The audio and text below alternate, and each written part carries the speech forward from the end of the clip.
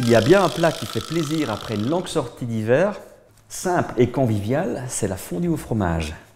Alors il faut toujours privilégier les fromages d'alpage. Voici la recette. 3 variétés de fromage, du comté, du gruyère, de l'emmental, ou pourquoi pas, on pourrait même ajouter de la tome. De la tome, ça marche très très bien. Opération râpeur terminée, on le met de côté, on va le réserver. On va découper le pain de la veille, des gros morceaux, pour avoir des grosses bouchées.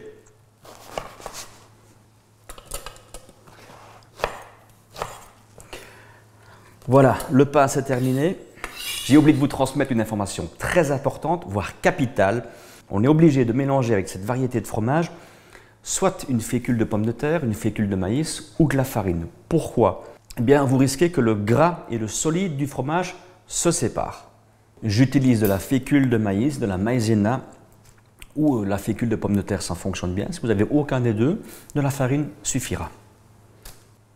Le fromage est prêt à passer en cuisson, le pain est déjà coupé. Attention, à partir de maintenant, ça va très très vite.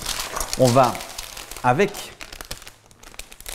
une gousse d'ail, venir frotter le fond du caclon. Ça va donner du goût à la préparation. Voilà, parfait.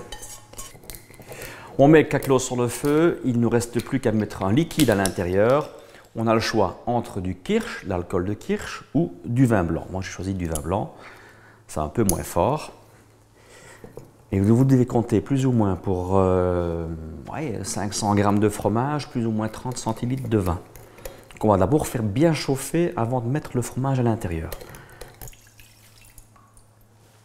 Le vin bien chaud, on y insère le fromage, on brasse sans lâcher le caclon jusqu'à ce que le fromage soit prêt à être dégusté. Mais attention, nos amis suisses ne rigolent pas avec cette opération.